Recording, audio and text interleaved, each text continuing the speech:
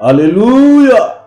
Béni soit le Père de toute grâce, Créateur de tout être vivant, le Dieu qui n'a de cesse de répandre sur nous d'abondantes bénédictions. De lui, nous avons le mouvement et l'être, la respiration et la divine sagesse qui nous permet d'être à la dimension de bataille spirituelle. Dieu nous engage dans de nombreuses luttes. Il tient l'épée, décide du combat. Il nous révèle des armes invincibles. Ainsi, nous traversons les camps des Philistins sans crainte, quand nous sommes appelés à accomplir des exploits. Le chef de l'armée des rachetés nous a pris en charge. Il dit toujours, prenez courage, j'ai vaincu le monde. Les tribulations, les tentations et toutes sortes de ruses de l'ennemi seront répétées contre ta vie. Mais sache-le, ô fils du royaume, soldat de la croix, que tout pouvoir m'a été donné dans les cieux et sur la terre. Et moi, je vous ai donné le pouvoir de marcher sur les serpents, les scorpions et sur toute la puissance de l'ennemi. Et rien ne pourra vous nuire. Si tu crois de tout ton cœur ce que j'ai formellement déclaré, tu iras de succès en succès, de gloire en gloire. Si tu crois, tu verras la gloire de Dieu.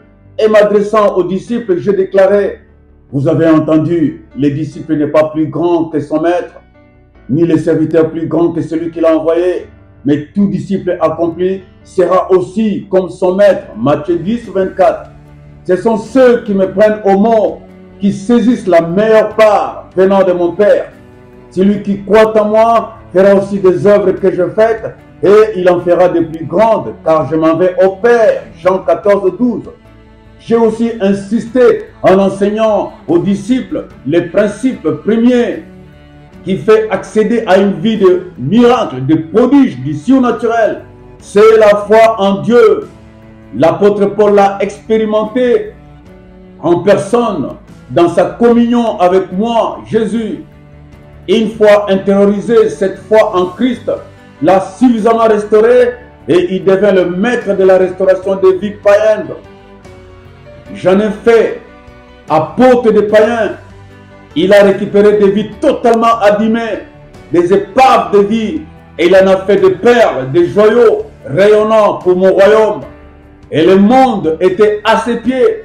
Il a investi sa vie en voyageant sur des mers agitées, des océans en péril de sa vie, traversant des déserts au milieu de brigands, frappés, lapidés, lynchés, traînés devant les Sanhédrins, les juges, les magistrats de Rome.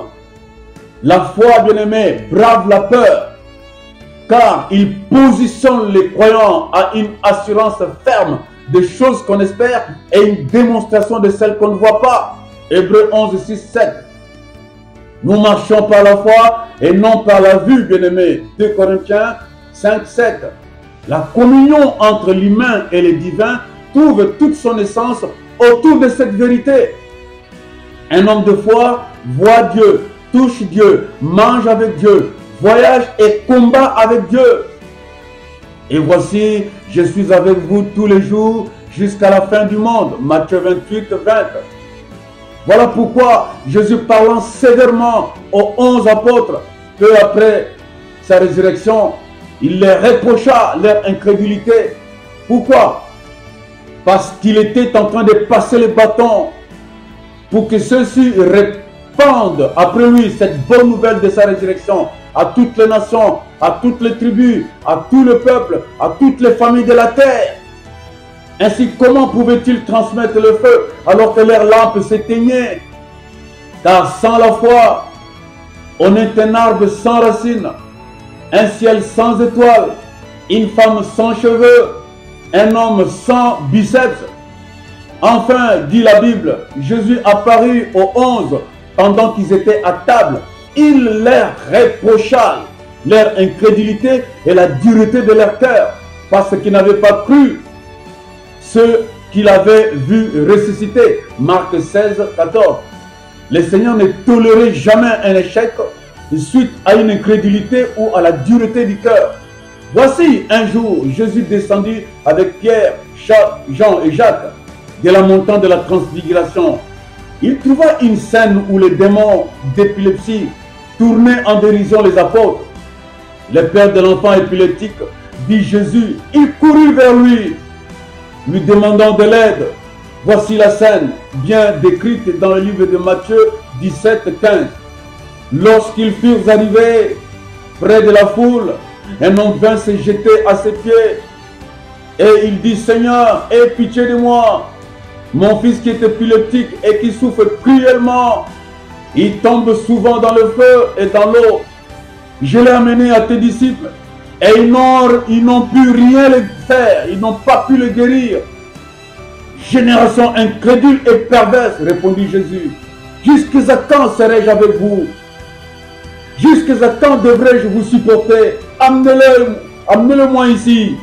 Jésus menaça les démons qui sortirent de l'enfant et celui-ci fut guéri à partir de ce moment-là.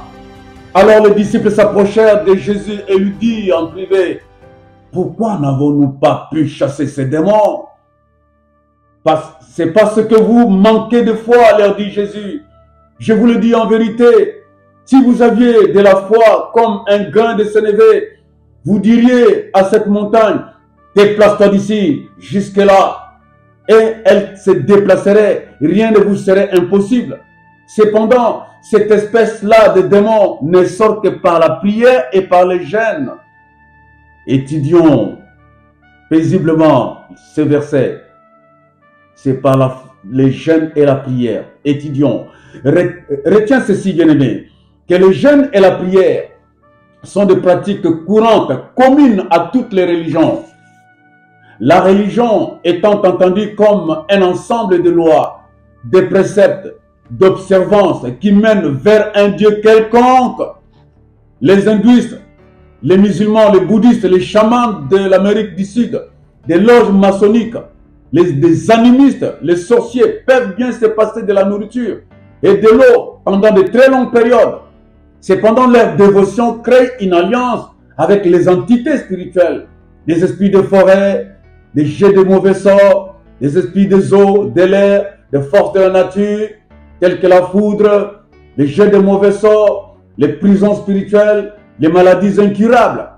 Voilà pourquoi la Bible précise: la victoire qui triomphe de ces pratiques du monde, c'est la foi en Jésus-Christ. 1 Jean 5,4.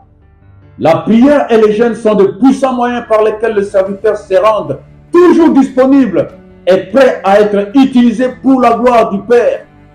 Mais malgré cela, sans la foi, il ne se passera rien, bien-aimé. Dans Matthieu 17, 15, 19, Jésus ne leur a pas reproché l'absence de prière et de jeûne. Non, non, non. Il leur a blâmé leur manque de foi, qui est une énorme faiblesse qui se paye cash dans la bataille spirituelle contre Satan et son armée. L'ennemi pourra bien s'inviter dans ta famille, battre les tam-tams, danser avec ses démons, maudire ses enfants, tourmenter ton mariage, jeter de mauvais sorts. Et comment les résisterais-tu sans la foi? Observe une autre scène où Simon, Pierre et Jean ont fait marcher un impotent de naissance. Et se retournant, ils virent la foule le suivre, tout étonnés. Entends ce que Pierre et Jean dirent dans les Actes des Apôtres, versets 3 à 16. C'est par la foi en son nom qu'il a raffermi celui que vous voyez et connaissez. C'est la foi en Jésus qui a donné à cet homme une entière guérison en présence de vous tous. Bien-aimés, revenons dans le livre de Matthieu 17, 18. Ici, Jésus ne nous demande pas de rechercher une grande foi. Non, il parle de la foi aussi minime qu'un grain de moutarde. Cette foi-là, dit-il, peut défier Satan et ses démons, ses agents, ainsi que déplacer les montagnes. Sache-les, bien-aimés, que la prière de la foi sauve. Elle te met en ligne directe avec le ciel. Crois seulement et tu verras que la parole de Dieu ne ment pas, ne se trompe pas, ne déçoit pas, car Dieu n'est pas un homme pour mentir, ni le Fils de l'homme pour se repentir. Nombre 23, 19. Il est dit de notre Dieu qu'il est celui qui appelle à l'existence ce qui n'existe pas. Que les réseaux sociaux, bien-aimés, n'absorbent jamais toute ton attention, toute ton intelligence, et que ces divertissements ne mettent en berne et en péril ton esprit, loin de la foi en Christ et en sa parole. Prenez par-dessus tout les boucliers de la foi avec lesquels vous pourrez éteindre les traits enflammés du malin. Éphésiens 6 et 16. Que ta maison, bien-aimés sœurs, bien-aimés frères, chante, siffle, adore, loue, serve Christ dans une voix ferme, dans une foi ferme et inébranlable. Je peux te rassurer, bien-aimé.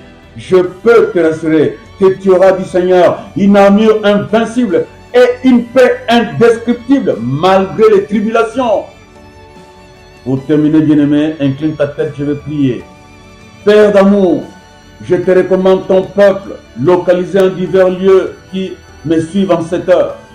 Illumine leur foi et qu'ils y restent attachés, car sans elle, nul ne peut être agréable.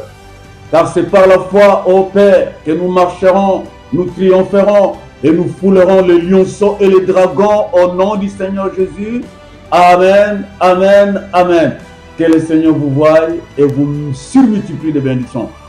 Prochaine vidéo dans 15 jours. Alléluia. Comptant sur lui et son cœur toujours fidèle nous accorde son appui. Il connaît notre faiblesse, lui toujours demeure fort et nous livre avec largesse le meilleur de son trésor.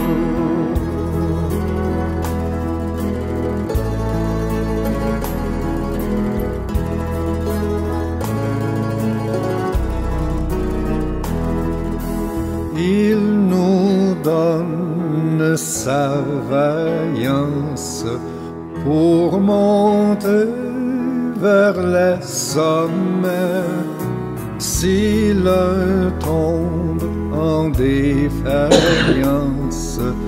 de ce faible, il vient plus près.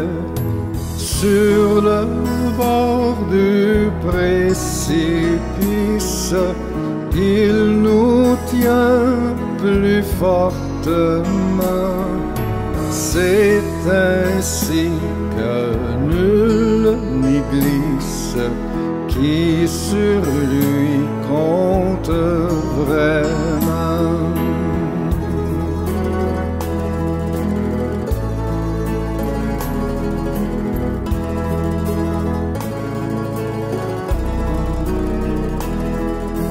Avec nous venez sans crainte sur les pas de ce Sauveur.